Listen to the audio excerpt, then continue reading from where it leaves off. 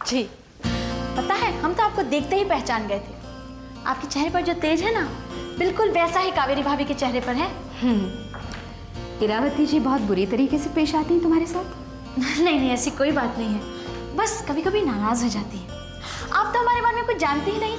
हम इलाहाबाद से आए हैं। हमारे बाबा और बाबूजी बहुत अच्छे दोस्त थे। और पता है बाबूजी, हम नमस्ते आंटी। नमस्ते जयंती बेटा, कैसी हो? अच्छी हूँ आंटी।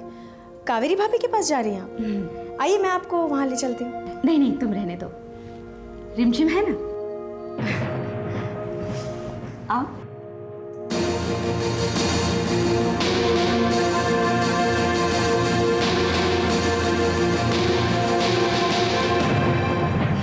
भाभी। कावेरी। मम्मी। मम्मी, आप लोग बैठकर बात करिए, हम छाछ लेकर आते हैं। नहीं नहीं रिमझिम, मुझे कुछ नहीं चाहिए बेटा। आप छाछ के लिए ना कह रही हैं? आपने कभी इलाहाबाद वाले स्टाइल की छाछ नहीं पी होगी ना, इसलिए। इस मौसम में छाछ शरीर और दिमाग दोनों को चुस्ती देता है। हम अभी आए। काफी इंटरेस्टिंग लड़की है। बाबूजी की पुराने दोस्त की बेटी है, अनाथ है, इसलिए यहाँ चली आई रहने। लेकिन माँ इसे बिल्कुल पसंद नहीं करती। हाँ बेटा, ये बात तो मैंने भी नोटिस की। लेकिन कावेरी, तुमने कभी ये सोचा है कि इरावती जी इसे पसंद क्यों नहीं करती? वो तो आधी दुनिया को नहीं पसंद करती। छोड़िए ना, हमें उसे क्या लेना देना। नहीं बेटा, पॉलिटिक्स में हम अपनी पार्टी और अपोजिशन पार्टी के हर आदमी की पसंद और नापसंद की मालूमात रखते हैं। जरूरत पड़ने पर चाल चलना आसान हो जाता है। मम्मा, ये घर है, पॉलिटिक्स नहीं।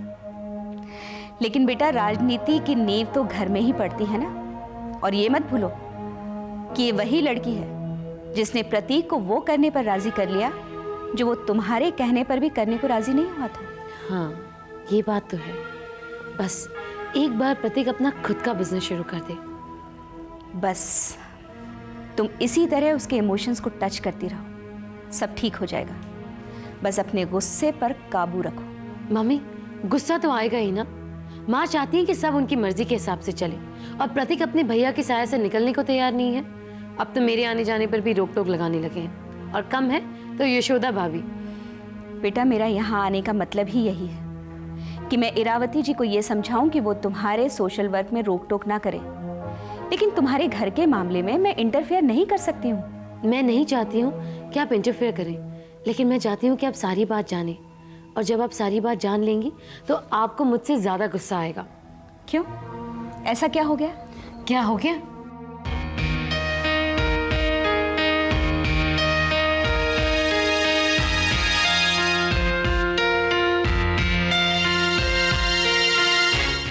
बहुत खुश लग रही है। बिल्कुल, जब घर में मेहमान आते हैं तो हमें खुश रहना चाहिए, ऐसा हमारे शास्त्रों में लिखा है। मेहमान कौन आ रहा है? आपको नहीं पता? कावेरी भाभी की माँ आई हुई है, उन्हीं के लिए तो छाछ बना रहे हैं। और भाभी, ये छाछ आप ले जाएंगे। मैं? हाँ भाभी, इस वक्त उनकी नजरों में हमसे ज्यादा आपकी अहमियत जरूरी है। नहीं रिमझिम, भाभी प्लीज।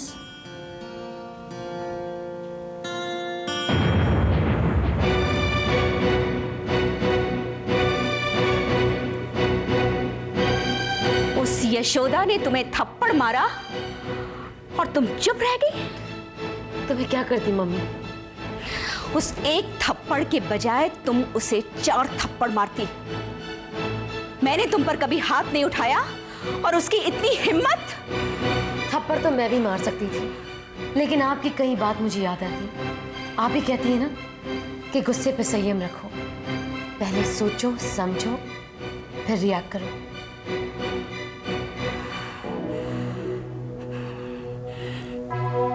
थैंक यू बेटा, तुमने मुझे याद दिला दिया, वरना गुस्से में मैं अपना संयम ही खो रही थी। जी, क्या मैं अंदर आ सकती हूँ?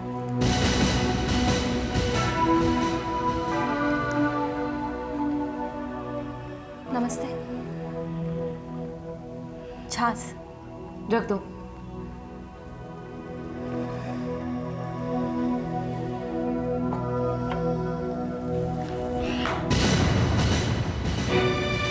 जो काम मेरी बेटी ने नहीं किया मैं कर सकती हूं,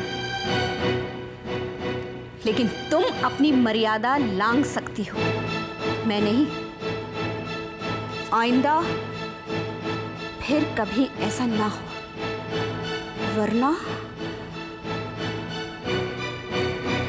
कावेरी, मैं इरावती जी से मिलकर आती हूं।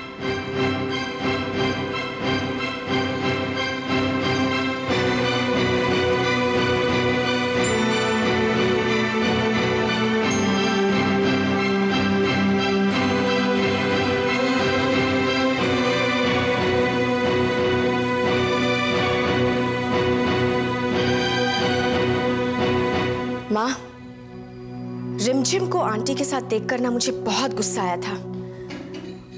उसने कहीं आंटी को उल्टा सुल्टा तो नहीं सुना दिया होगा? नहीं, रिमझिम को इतनी बात करने की हिम्मत नहीं है और नैना देवी बुद्धू नहीं है कि वो रिमझिम का यकीन करे। मामा, फिर भी उस लड़की को मेहमानों से दूर रखना ही ठीक होगा इस वक्त। समधन जी, आइए आइए। मिल ली अपनी बेटी से? हाँ। अरे जयंती जी। इंदर कैसा है बेटा? ठीक है आंटी। कोई काम वाम मिला उसे? बस आंटी, बातचीत तो चल रही है। राकेश भैया फाइनेंस करने वाले हैं। भाई हमने तो इंदर से बहुत कहा कि हमारे पास फिल्मों के प्रोड्यूसर डायरेक्टर्स आते रहते हैं, हम मिलवा देते हैं, लेकिन इंदर ने मना कर दिया। खैर समधन जी, मुझे आपसे कुछ ज़रूरी बात करनी थी। जयंती बेटा, जी मामा। अंदर जाओ। या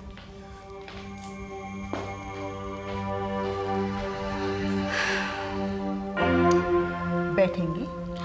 नहीं, मैं ठीक हूँ। तो कहिए समधन जी। इरावती जी,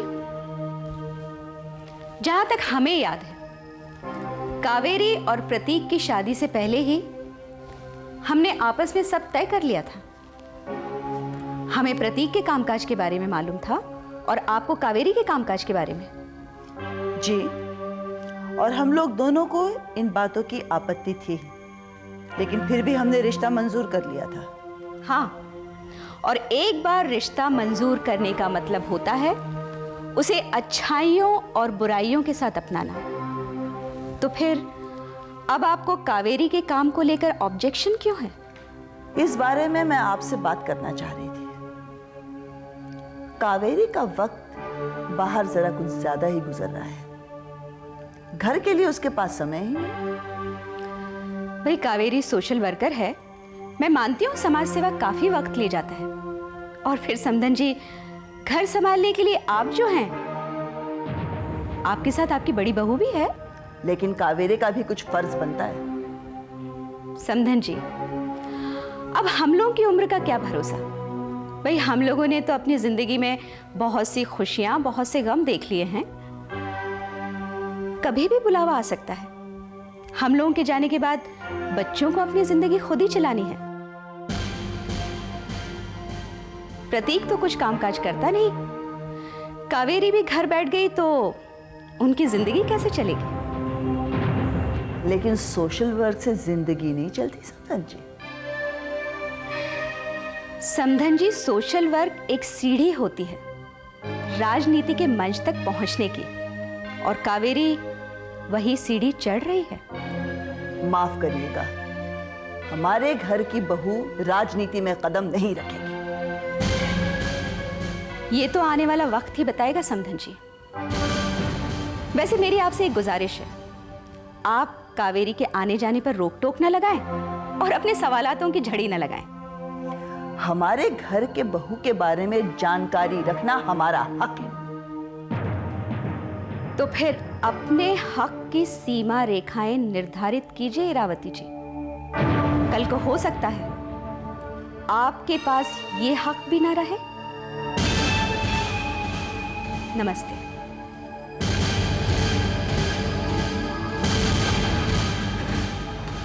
अरे आप कहाँ जा रही हैं? नाश्ता?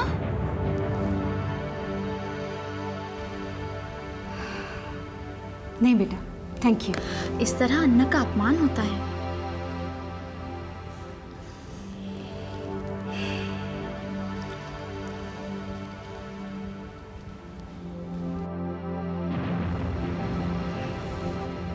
बहुत अच्छी लड़की हो तुम,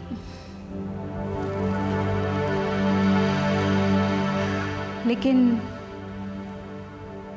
बहुत गलत घर में हो।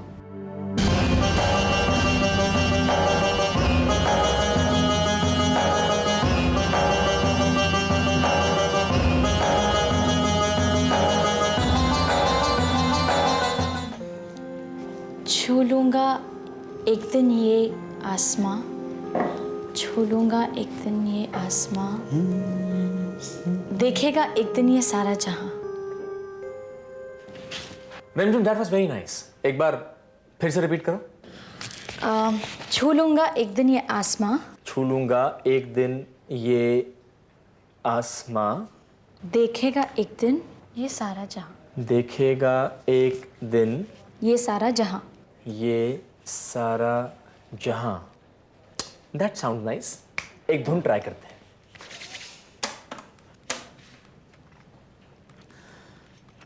देखेगा एक दिन। एक मिनट। जीजू ने ना म्यूजिक डायरेक्टर बुलाया धुन बनाने के लिए, हम लोग अंतरा कंप्लीट करें? मुझे मालूम है। कहाँ थे हम लोग? हाँ, देखेगा एक दिन ये सारा जहां। आगे सोचो।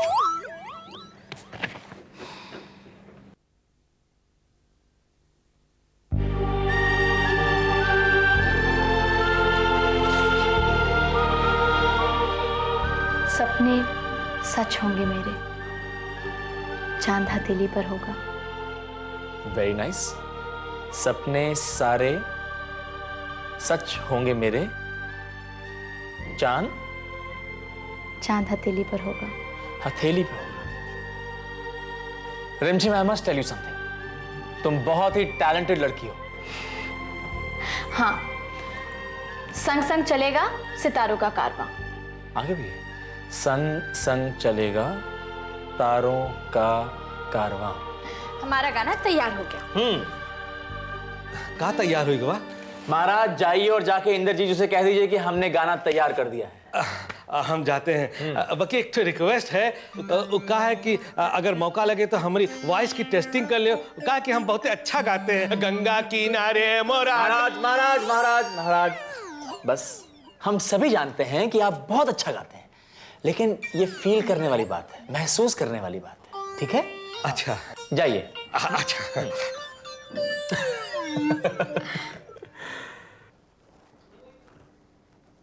इंदर, इंदर, यार तुम घर नहीं गए अभी तक? नहीं, बस यूं ही आंख लग गई थी यार। अगर इसी तरह नींद पूरी नहीं करोगे तो आवाज पर असर पड़ेगा। और अगर घर गया तो शायद ज्यादा असर पड़ेगा।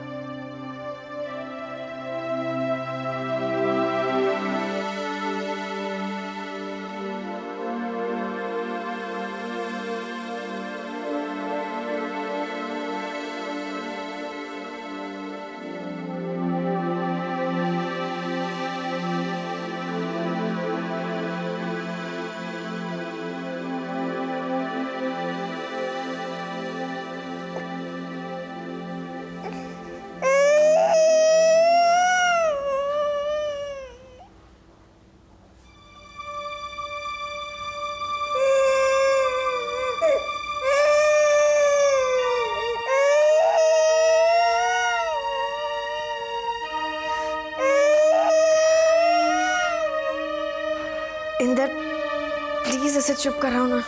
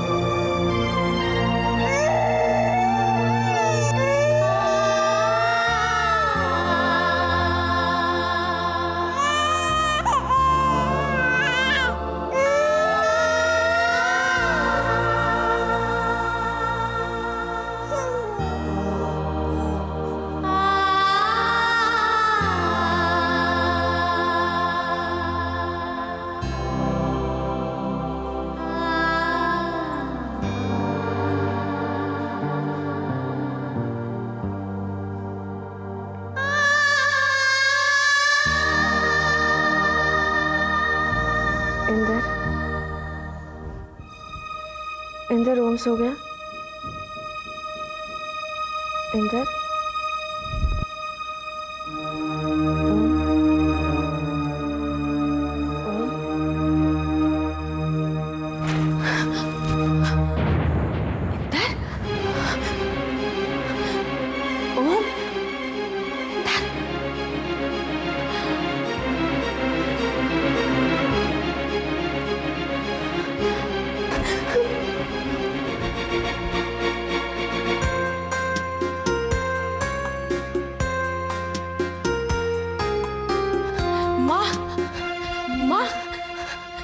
माँ, ओम कमरे में नहीं है। क्या? हाँ। कहाँ गया होगा वो? पता नहीं, मैंने सारी जगह देख लिया लेकिन कहीं नहीं है वो। अरे ऐसे कैसे? इंदर लेके कहीं गया होगा उसे। माँ, मुझे भी ऐसे लग रहा था, लेकिन इंदर शायद रात भर आया ही नहीं। कहाँ चला गया ओम? मुझे पता है वो कहाँ होगा। चलो मेरे साथ, आओ।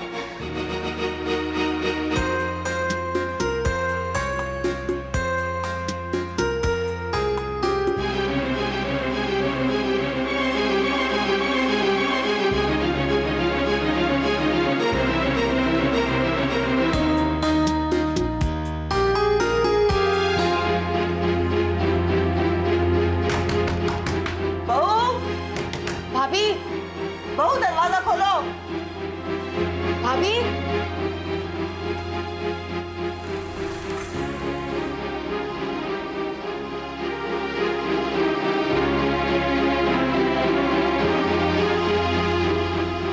क्या बात है माँ जी? ओम कहाँ है? ओम? ओम यहाँ नहीं है। क्यों? ओम जयंती के कमरे में नहीं है?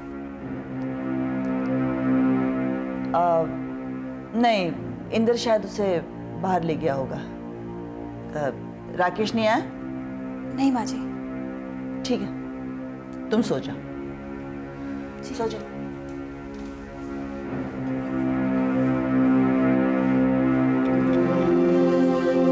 कहाँ चला गया ओम? माँ,